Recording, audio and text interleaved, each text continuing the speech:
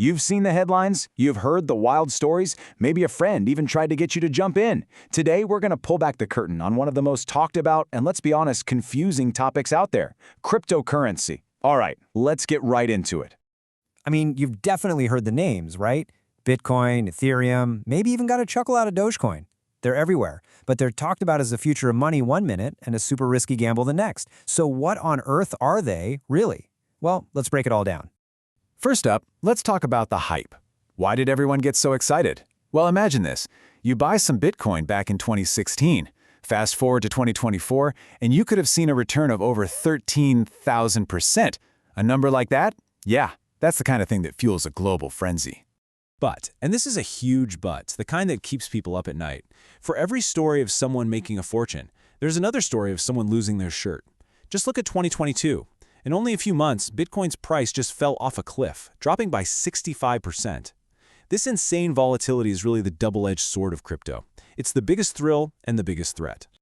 So, to make sense of this wild world, here's our game plan. First, we'll cover what digital money even is. Then, we'll get into the magic behind it all, blockchain. After that, we'll look at the high-stakes investment game, decode some of that confusing jargon, and finally, we'll lay it all out and weigh the pros and cons. Let's start with the name itself, because it's actually pretty simple. Cryptocurrency. Just break it in two. You've got crypto, which comes from cryptography. That's just a fancy word for making things hidden or secret. And then you have currency, which, is money. So at its core, it's just secret, secure, digital money. Now here's where it gets really different from the cash in your bank account. Traditional money is centralized. It's controlled by governments and banks. They're in charge. But cryptocurrency, it's decentralized. There's no single boss, no central authority. That means you can send it directly from you to someone else, peer-to-peer, with no bank taking a cut or slowing things down. This isn't just a small change. It's a complete flip of how we think about money. So, where did all this start? Well, it kicked off in 2009. A mysterious person, or maybe a group of people, called Satoshi Nakamoto created Bitcoin. Originally, the idea was for it to be like digital cash. But because the price swings up and down like crazy, most people today treat it more like an asset, like digital gold, something you buy and hope goes up in value.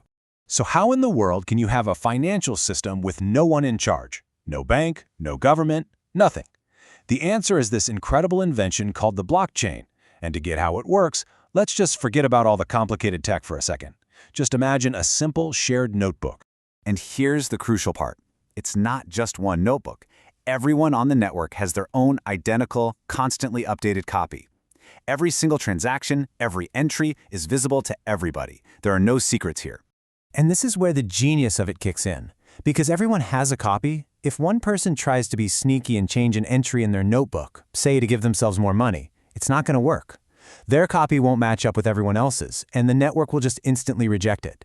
This makes the whole system public, permanent, and incredibly difficult to cheat. Okay, so here's how that actually plays out. First, you request a transaction, like sending some crypto to a friend. That request gets broadcast out to this massive global network of computers.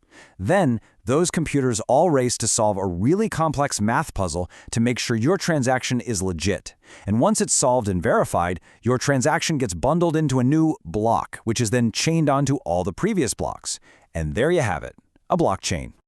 Now, you might be thinking, why would anyone dedicate a super powerful computer to just solving puzzles all day? Well, there's a huge incentive. That whole process is called mining, and as a reward for doing all that work, for securing the network, miners get paid with brand new cryptocurrency. It's the engine that keeps the entire system running. All right, let's circle back to that investment side, because you really have to see it to believe it. This chart shows the absolutely wild ride of a single Bitcoin. We're talking around $500 in 2016, crashing down to $16,000 at the end of 2022, then skyrocketing all the way up to $70,000 in 2024. If you think the stock market is a roller coaster, crypto is, well, it's that, but on a rocket ship with no seatbelts. So what causes these insane swings? Well, it's not just one thing. It's kind of a perfect storm. A huge part is just pure speculation and media hype. But you've also got basic supply and demand, a ton of uncertainty about government regulations, and just raw human emotion. Everything from the fear of missing out, or FOMO, to pure panic-selling fear. Okay, let's bust some jargon. You hear Bitcoin all the time, but what about all the thousands of other coins? Well, there's a simple name for them: altcoins. It's just short for alternative coin. Basically, if it's not Bitcoin, it's an altcoin. That includes everything from huge projects like Ethereum and Solana, down to, yes, meme coins like Dogecoin.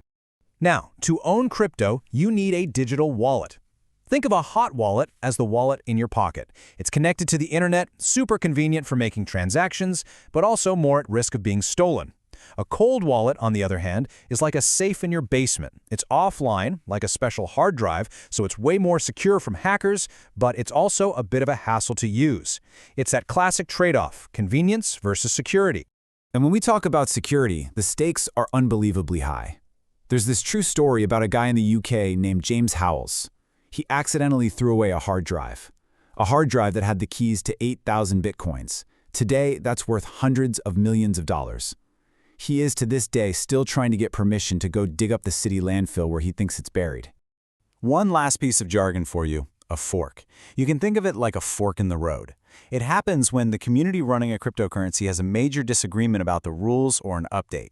So the blockchain literally splits in two, creating two separate versions.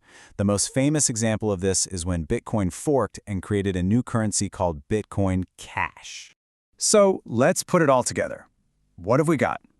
On the plus side, you've got this decentralized system with no one in charge. It's accessible to anyone with an internet connection. And yes, there's the potential for massive profits.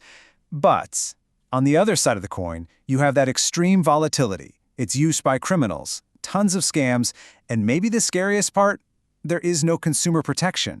No bank to call, no FDIC insurance. If your crypto is lost or stolen, it is just gone. Forever. So what's the bottom line here? The world of crypto can be really fascinating, but please do not mistake it for a get-rich-quick scheme. The most important thing you can possibly do is your own research.